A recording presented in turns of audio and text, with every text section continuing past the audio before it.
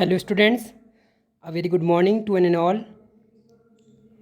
As in earlier lecture we have discussed about the turbine, okay, classification of turbine and basically what is the difference between impulse turbine and reaction turbine.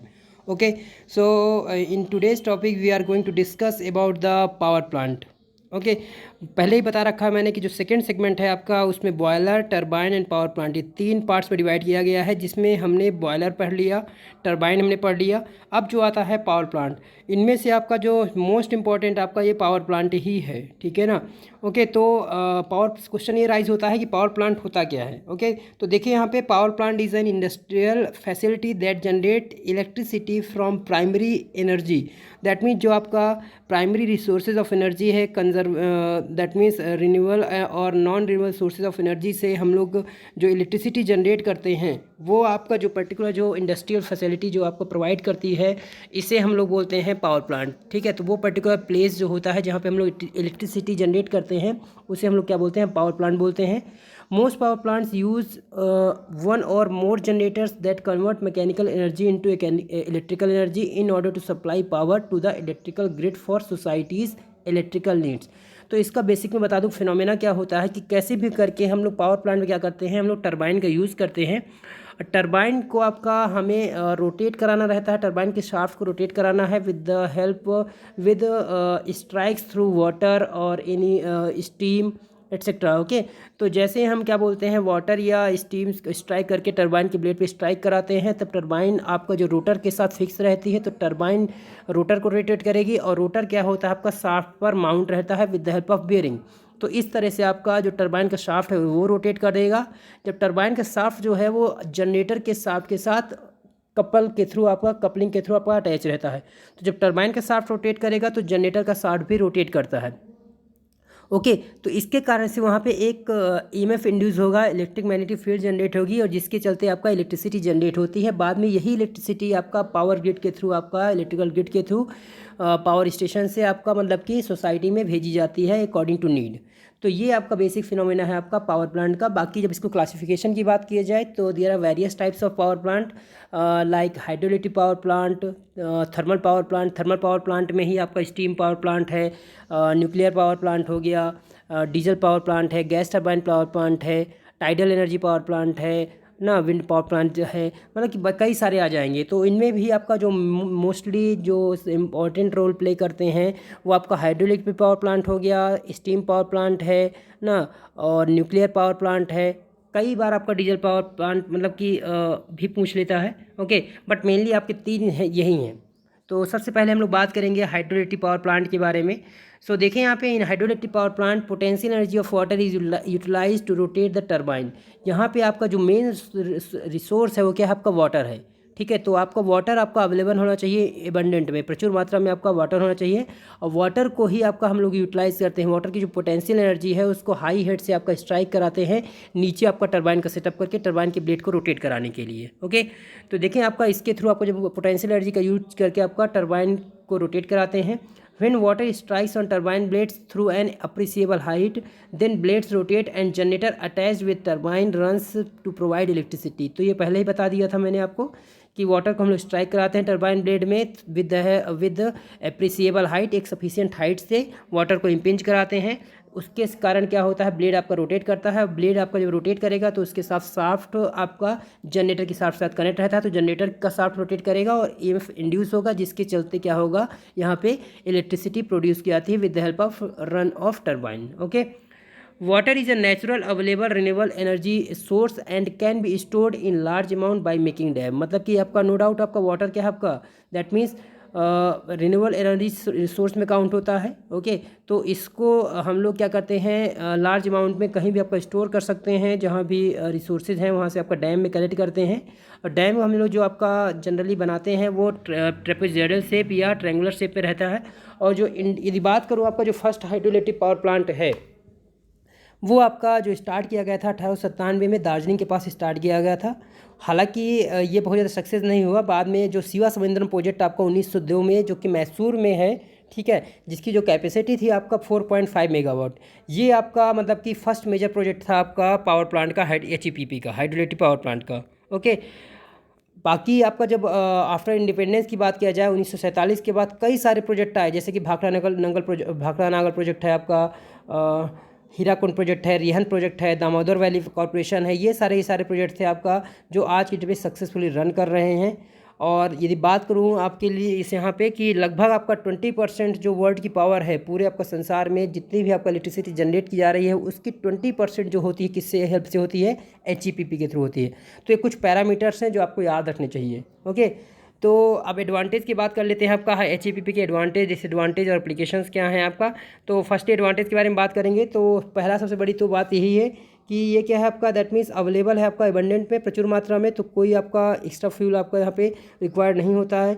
Running cost is of HEPP is very low, मतलब कि जो main आपका running में क्या है आपका fuel चाहिए होता है, फ्यूल के रूप में यहाँ पे कुछ है ही नहीं, दैट मीन्स आपका चार्ज के रूप में क्या आपका वाटर ही है जिसका हम यूज़ करते हैं। It does not produce any harmful gas, तो जब कोई आपका फ्यूल यूज़ नहीं हो रहा है, जैसे कि स्टीम पावर प्लांट वगैरह में जो होता है कोल यूज़ होता है, तो उससे कहीं ना कहीं एटमॉस्फेयर को ये हार्म पहुँचाता है। ठीक है, तो यहाँ पे ऐसा कोई डिस्पोजल या बर्न गैसेज या ऐसा कोई ऐश वगैरह राख वगैरह है ही नहीं है। Okay, hydraulic turbine can be started and stop very shortly. जो यहाँ पे हम लोग टरबाइन यूज़ करते हैं वो हाइड्रोलिक टरबाइन होती है in place of steam turbine. ठीक है, तो यहाँ पे आपको ईजिली इसको स्टार्ट कर सकते हैं और इसको ईजिली आप मतलब कि बहुत ही कम टाइम में आपका स्टार्ट और इसको रोक सकते हैं। Okay, simple and economical operation, और ये यहाँ पे जो इसका ऑपरेशन है आपका वो सिंपल है। ओके, और साधारण है, सस्ता है। Hydraulic turbine can be started and stopped very shortly, ये 2 बार पॉइंट आ गया, सॉरी। देखें यहाँ पे सिंपल एंड इकोनॉमिकल ऑपरेशन, ये भी आपका 2 टाइम्स आ गया। System reliability is very high then other power plants, मतलब ये आपका रिलायबल है। ठीक है, अदर पावर प्लांट के कंपेरिजन में देखा जाए तो रिलायबल है, ड्यूरेबल है। Modern HEPP has higher operating life around 50 years. जो भी आपका यहाँ पे modern HEPP hydraulic power plant बनाए जा रहे हैं उनकी जो आपका लगभग मतलब कि जो लाइफ है आपका कम से कम 50 ईयर्स है। For variable range of load HEPP has higher efficiency, मतलब यदि आपका लोड वेरी कराए तो उसके बेसिस पे देखा जाए तो इसकी एफिशिएंसी काफ़ी ज़्यादा है। HEPP also provides auxiliary benefits such as irrigation, flood control, etc. मतलब कि इसके जो auxiliary benefits, अल्टरनेटिव बेनिफिट्स आपका ये भी हैं कि मान लीजिए जैसे टरबाइन को आपने स्ट्राइक कराया वाटर से, ठीक है, अब टरबाइन रोटेट कर रही है, उसके बाद जो वाटर यहाँ से निकला तो वो वेस्ट नहीं जाता है, उसको क्या करते हैं हम लोग आपका इरीगेशन यानी कि सिंचाई में हो गया में यूज़ कर लेते हैं। फ्लड कंट्रोल यानी कि जब हम लोग डैम में वाटर स्टोर करते हैं तो कहीं ना कहीं ये बाढ़ को भी ये मतलब कि बाढ़ से बचाता है, तो फ्लड कंट्रोल कर सकते हैं। No skilled worker are required for operation, तो कोई भी आपका मतलब कि स्किल्ड वर्कर यहाँ पे आपको रिक्वायर्ड नहीं होता है। Requirement of man power is also low. Okay, मतलब कि कम मैन पावर की रिक्वायरमेंट होती है। अब बात कर लेते हैं डिसएडवांटेज की। देखिए यहाँ पे initial installation cost is very high, तो ऑब्वियस सी बात है, जब स्टार्टिंग में बोला था ना आपको एडवांटेज में कि रनिंग कॉस्ट इज़ लो, तभी ये तो बोलता ओवरऑल कॉस्ट क्या है आपका लो है, बट जो बोला रनिंग कॉस्ट लो है यानी कि जो आपका सेटअप कॉस्ट है आपका वो इसकी कॉस्टली है, आपका महंगा पड़ता है। स्टार्टिंग में जब आप स्टार्ट करते हैं, इनिशिएट करते हैं तो आपका वो महंगा रहेगा, तो ये इसका डिसएडवांटेज में काउंट होता है। The construction period of is quite large, approx 10 to 15 years. इसको बनाने में क्या होता है आपका इसका सेटअप करने में कम से कम 10 से 15 साल लग जाते हैं। Okay, generation of power is directly depend on the availability of water with which may vary season to season. No doubt आपको पता है कि यहाँ पे जनरेशन ऑफ पावर किस पे डिपेंड करता है आपका वाटर रिसोर्स पर, वाटर पर। तो यदि वाटर नहीं है आपका, जैसे कि आपका मतलब कि जब रेनी सीजन रहेगा, बरसात के मौसम में आपका वाटर सफिशिएंट रहेगा तो वहाँ पे आप पावर यहाँ पे ज़्यादा जनरेट कर पाएंगे, जबकि आपका समर के सीजन में, ठीक है, वहाँ पे आपके लिए थोड़ा सा प्रॉब्लम हो सकती है। Large catchment area is needed to store water, मतलब उसके लिए आपका वाटर को स्टोर करने के लिए आपका बहुत बड़ा एरिया चाहिए होता है। Generally these power plants are far away from the load centre, load centre से काफ़ी दूर बनाया जाता है, तो उसके कारण क्या होता है जो ट्रांसमिशन लाइन्स हैं, ठीक है, ट्रांसमिशन कॉस्ट आपको काफ़ी बढ़ जाती है और साथ साथ पावर लॉस भी होता है यहाँ पे। Okay, it also disturbs the ecology of the at area, particular जहाँ पे इसका सेटअप करते हैं वहाँ पे इकोलॉजी को ये डिस्टर्ब करता है। अब देखिए आपका जब पर्टिकुलर हम साइट सेलेक्ट करते हैं तो वहाँ पे कौन कौन सी चीज़ें हमें ध्यान में रखनी पड़ती हैं। Selection of site for the HEPP, hydro electric power plant की जब साइट सेलेक्ट करते हैं तो वहाँ पे क्या क्या चीज़ें देखनी पड़ती हैं। फर्स्ट ऑफ ऑल आता है आपका availability of water, that means water आपका सफिशिएंट मात्रा में अवेलेबल होना चाहिए वहाँ पे। ओके, और वहाँ पे क्या करते हैं, आपको जो भी आपका डैम वगैरह हम डिज़ाइन करते हैं वहाँ पे पर्टिकुलर उस कैपेसिटी को ध्यान में रखते हुए डिज़ाइन करते हैं। साथ ही साथ ये देखते हैं आपका कि पर्टिकुलर वहाँ पे जो स्पिलवेज वगैरह यूज़ कर रहे हैं, जो गेट यूज़ कर रहे हैं, वो आपका फ्लड के टाइम पे आपका, ठीक है ना, हम उनको प्रॉपर यूटिलाइज़ कर सकें। ओके, कैपेसिटी की बात करेंगे तो नो डाउट आपका यहाँ पे क्या है, आपका वेरिएशन मिलता है आपका रेनफॉल में, ये आपका पूरे साल में, ठीक है ना। तो कहाँ पे आपका लार्ज अमाउंट ऑफ वाटर आपको स्टोर करना है ताकि आपका कंटिन्यूस पावर जनरेशन के लिए। Okay, water storage capacity of HEPP can be determined by using mass curve. हाँ, बाद में आपका इसकी स्टोरेज कैपेसिटी को आपका डिफाइन करने के लिए तो कई सारे आपका मास कर्व वगैरह हैं जहाँ से आप इसकी एनालिसिस कर सकते हैं। ओके, तो आगे बात करते हैं। यहाँ पे देखिए, नेक्स्ट है आपका वाटर हेड। बिल्कुल आपका एक अप्रिसिएबल हाइट से ही वाटर को हमें यहाँ पे स्ट्राइक कराना है ब्लेड पर, ताकि यहाँ पे मतलब कि हम क्या बोलते हैं टरबाइन की ब्लेड को रोटेट करा पाएँ और जो आपको पावर आउटपुट चाहिए वहाँ पे जनरेट हो सके। ओके, नेक्स्ट है आपका ट्रांसपोर्टेशन फैसिलिटी। ट्रांसपोर्टेशन फैसिलिटी में क्या है आपका, दैट मीन्स जो मैन मटेरियल मशीन है यानी कि इनका प्रॉपर जो आवागमन है उसको वो बाधित नहीं होना चाहिए। ठीक है ना। यदि आपको आपका जो ट्रांसपोर्टेशन फैसिलिटी यदि प्रॉपर नहीं है तो ये काफ़ी मतलब कि हार्ड हो जाएगा साइट तक पहुंचना। ओके, इन सारे आपका रिसोर्सेज का पहुंचना टफ हो जाएगा। Distance from the load centre, बिल्कुल site is constructed nearer to the load centre. कोशिश यही होती है करनी चाहिए कि लोड सेंटर से आपका साइट आपका पास बनाई जाए, जिससे आपका ट्रांसमिशन कॉस्ट और जो लॉसेज है उनसे हम बच सकें और कम से कम कर सकें। नेक्स्ट है आपका लैंड टाइप ऑफ साइट। जो वहाँ पे हम ज़मीन चूज़ करते हैं, जो लैंड चूज़ करते हैं आपका साइट के लिए, तो वो आपका चीप होना चाहिए, सस्ती होनी चाहिए, रॉकी होना चाहिए, और सबसे बड़ी बात जो कैचमेंट एरिया है आपका डैम के लिए वो आपका काफ़ी बड़ा होना चाहिए ताकि हम वहाँ पे लार्ज अमाउंट ऑफ वाटर को स्टोर कर सकें। और हाँ, जो इसके फाउंडेशन हम बनाते हैं आपका डैम के लिए, तो उसके लिए आपका जो उसकी स्ट्रेंथ है आपका वो सफिशिएंट होनी चाहिए जो आप वहाँ पे लैंड चूज़ कर रहे हैं। दैट मीन्स वो आपका प्रॉपरली स्ट्रेस को बियर कर सके। और हाँ, एक चीज़ का और ध्यान रखना चाहिए, वहाँ पे अर्थक्वेक वगैरह की कोई या ना भूकंप भूस्खलन ना ये सारी चीज़ें वहाँ पे नहीं होनी चाहिए। क्लियर है। तो ये सारी चीज़ आपका यहाँ पे पर्टिकुलर साइट सिलेक्शन के लिए ध्यान में रखनी पड़ती है। नेक्स्ट देखिए यहाँ पे जो मेन कंपोनेंट्स है आपका हाइड्रोलिक पावर प्लांट के, वो है आपका देखें कैचमेंट एरिया हो गया, रिजर्वायर हो गया, डैम हो गया, स्पिलवेज हो गया, कंडक्ट हो गया, सर्ज टैंक हो गया, ड्राफ्ट ट्यूब हो गया एंड पावर हाउस हो गया। इन सब को पहले आप डायग्राम इसका देख लें, तब मैं इंडिविजुअली बात करूँगा सब के बारे में। ठीक है ना। देखिए यहाँ पे ये कोई रिजर्वायर है आपको दिखाया गया है। रिजर्वायर में आपका वहाँ पे वाटर रिसोर्स जो है वो रिसोर्सेज से आपका यहाँ पे अवेलेबल कराया गया। बाद में टनल कह लो आपका या डैम में यहाँ पे इसको कलेक्ट कर लेते हैं। फिर यहाँ से क्या करते हैं, आपका जो पेन स्टॉक पाइप है उसके थ्रू क्या करते हैं, नीचे टरबाइन में इसको भेजा जाता है। ठीक है। नीचे आपका एक मेन वॉल्व लगी रहती है, तो ये वॉल्व क्या है आपका, दैट मीन्स सेंट्रीफ्यूगल गवर्नर के द्वारा ऑपरेट की जाती है। दैट मीन्स आपका जब आपको नीड है उस टाइम पे इसको ये इसकी ओपनिंग और क्लोजिंग को डिसाइड करता है। बट जब यहाँ से आपका वाटर की सप्लाई करते हैं आपका हाइट से, तो ये कहीं ना कहीं आपका जो पेन स्टॉक पाइप है वहाँ पे उसकी वॉल पे आपका वाटर हैमरिंग करता है, सडन इम्पैक्ट लोड आपका जनरेट करता है। हालांकि जो आपका पेन स्टॉक पाइप है आपका वो दैट मीन्स कंक्रीट RCC से, कंक्रीट से या फिर स्टील से बनाई जाती है ना, फिर भी आपका तभी किसी भी टाइप का आपका कोई दैट मीन्स वाटर हैमरिंग के कारण से कोई डिफॉर्मेशन ना हो, टरबाइन की ब्लेड में आपका स्ट्राइक करे, टरबाइन की ब्लेड ना टूटे, उसके लिए क्या करते हैं आपका पहले ही हम लोग सर्ज टैंक बनाते हैं।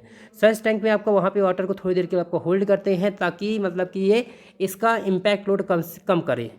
ओके। बाकी आपका इसमें टरबाइन पे स्ट्राइक कराएंगे। टरबाइन क्या करेगा, टरबाइन के साथ आपका जनरेटर का शाफ्ट आपका कपल रहता है। ओके।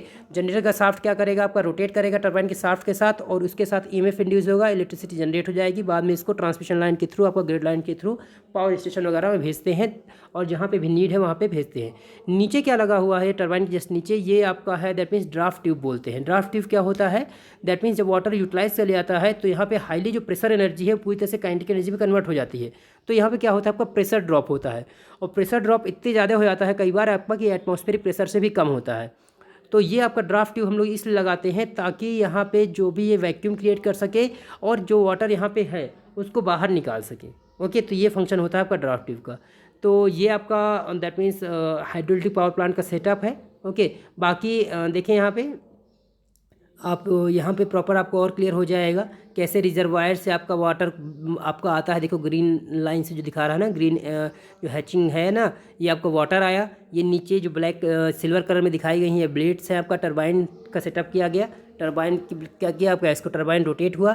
जब टरबाइन रोटेट करेगा तो टरबाइन के साथ क्या है आपका जनरेटर का शाफ्ट भी आपका रोटेट करेगा। तो ये रोटेट हुआ आपका, यहाँ पे इलेक्ट्रिसिटी जनरेट हुई। यहाँ पे ट्रांसफार्मर के थ्रू आप देखें ऊपर जो ट्रांसमिशन लाइन्स के थ्रू आपका जहाँ पे आपका ज़रूरत होती है, वहाँ पे रिक्वायरमेंट होती है, वहाँ पे इसको भेजते हैं। ओके।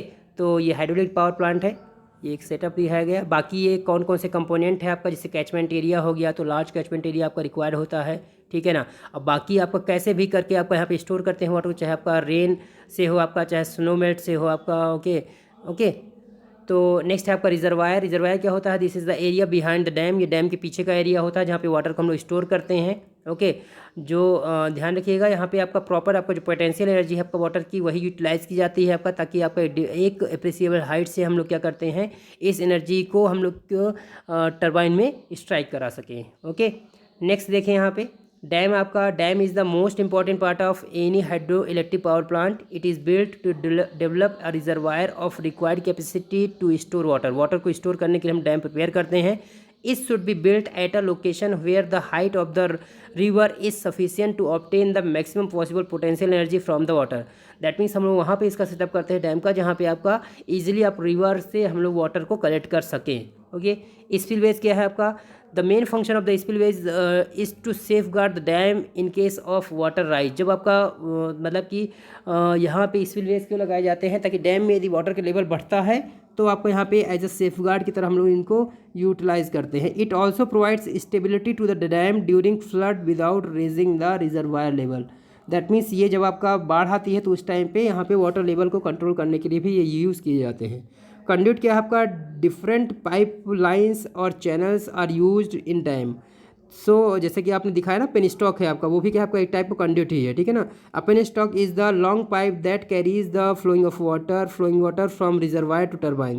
दैट मीन्स पाइप क्या करता है आपका? पेनस्टॉक पाइप को क्या कहीं ना कहीं वाटर को मतलब कि क्या वो लॉन्ग पाइप के थ्रू, मतलब कि पेनस्टॉक के थ्रू क्या करता है, वहाँ पे रिजर्वायर से आपका टरबाइन में स्ट्राइक कराता है। ओके, तो ये आपका मेन फंक्शन हो गया। नेक्स्ट देखिए आपका सर्ज टैंक क्या होता है?